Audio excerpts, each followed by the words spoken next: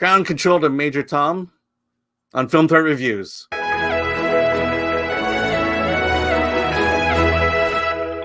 I'm Alan. I'm with Zorianna Kit, and today we review The Midnight Sky on Netflix. This is a post-apocalyptic tale. It follows Augustine, a lowly scientist in the Arctic, as he races to stop Sully and her fellow astronauts from returning home to a mysterious global catastrophe. Oh, it stars, directed by George Clooney, stars George Clooney, Felicity Jones, David Oyelowo, Kyle Chandler. It's based on the book Good Morning Midnight by Lily Brooks-Dalton. So just real quick, the Earth is in the toilet, environmentally speaking. We send a group of astronauts to Jupiter to find a new planet, a new moon to inhabit, while George Clooney is left to kind of be the link between Earth and the space station. So what did you think of Midnight Sky? This movie had me contemplating a lot about George Clooney and his career choices, not in a bad way, just in a very fascinating way.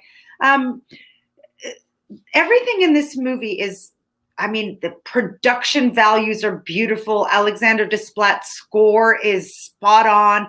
Every single actor in this film is terrific. George Clooney delivers an amazing performance.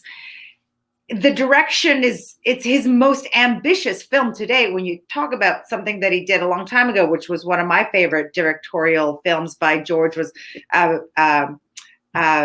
Good Luck and Good Night. I loved that one. But as a filmmaker, he's definitely taken on something so ambitious and so different from his previous films.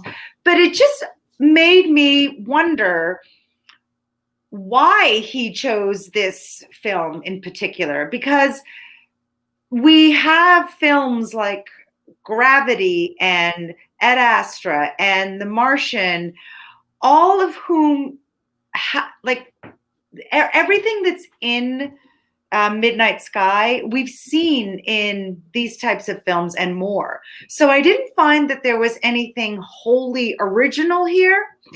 And so that's why I just thought, well, what made George Clooney want to do? Yeah. He was in Gravity, and then he was in the sci-fi movie Tomorrowland on top of that. But yeah, I just don't know why he returned to a genre that he's already been in, unless it was just want to be behind the scenes in creating that. Yeah, I'm not George Clooney, and I don't pretend to be in his shoes, but there's an interesting way he shot the movie. Because there's two stories going on. It's his character on this Arctic station, and then you have this group of astronauts they basically shot on a soundstage somewhere in the world. But that part's all CG, while the Arctic part is shot in Iceland in very real snowy conditions with real snowstorms coming at him.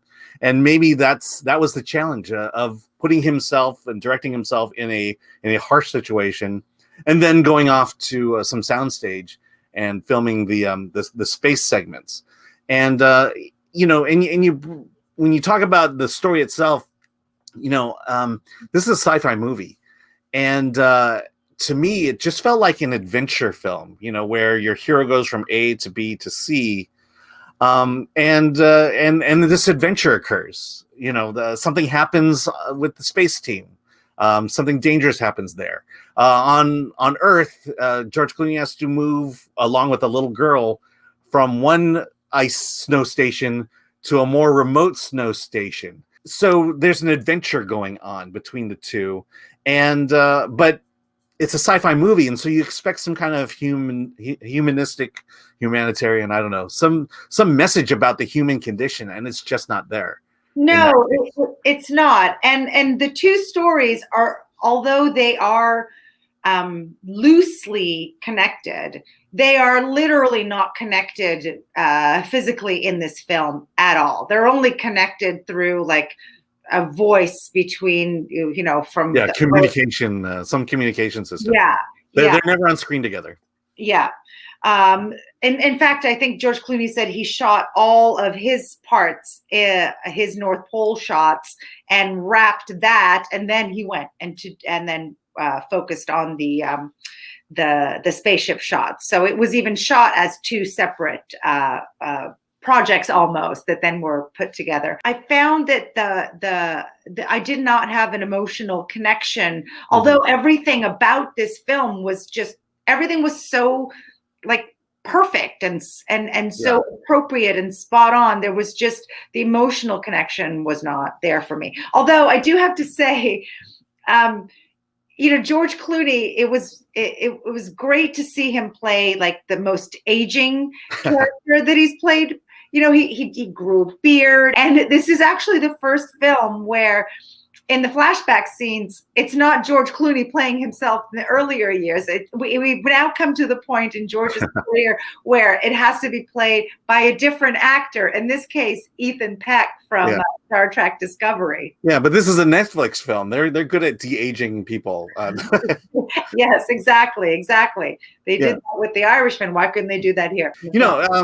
As much as we talk about George Clooney's part, I mean, he had the more grueling scenes in this movie, but then we take it to the space station where we have this team of astronauts coming back, and what I found interesting, and I've mentioned before, I don't do research on these films, but I did go to the Q&A afterwards and found out that Felicity Jones' character is pregnant in the movie. She was pregnant before it came on, and they wrote her pregnancy into this film, and honestly, they not only did they write the pregnancy into this their story, but it made that story a million times better and more interesting than it would have been had she not. Because, they are in a sense, sent to colonize a moon on Jupiter. And now she's pregnant. And there's that kind of aspect to the film.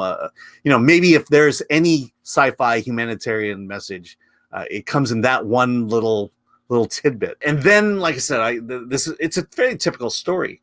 And there's a point where they're coming back from the moon and danger occurs. They have to do a spacewalk, which right there's going to be trouble. And then one of the astronauts utters the words, "Oh, just one last adjustment."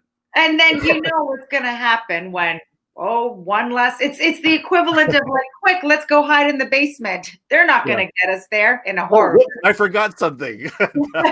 Exactly. But I do have to say that, to me, the most interesting, the way it was, the shot that happened was in this scene that after something does happen to an astronaut and everyone comes around to provide assistance, the way that gravity affects this situation produces some amazing cinematography, amazing things, droplets of sorts that happen, and it is so really stunning. Yeah, we can't say a lot about it, but I will say that if anything, that's the scene of the movie to watch. Yes, exactly. And it's such a bummer that this film was never intended for a theatrical release, because it's a movie that Netflix is releasing, and a movie that's like this, in this glorious scope, should be seen on a big screen. And I often, I wonder if I would have had more enjoyment if I had seen it on something bigger than a laptop. Yeah, definitely. I mean, I had a chance to see it on my big screen with a halfway decent sound system, and it was great. But this is the kind of movie that you have to see in the theater. So I think you liked the movie, but you weren't enamored by the movie. There are some great moments. I'm going to guess you gave it a 7. Yeah, I gave it a 7. It's a great study in the evolution of George Clooney as a filmmaker for me. To watch his progression from the early choices that he made as a director to now working in this scope and in this capacity. His choices are fascinating to me, and I will always check out his work because I love the way he's grown and matured into his own voice. So this is definitely a movie that I would recommend, just even from that point, because it's a great visual and the acting is terrific. There's nothing wrong with it per se. It just didn't grab me in the heart. Yep. I think you may have liked it a little bit more than I did. Maybe you give it an 8. No, I gave it a 7. Hmm. You know, it's a fine movie. You know, like I said, it's a straightforward adventure.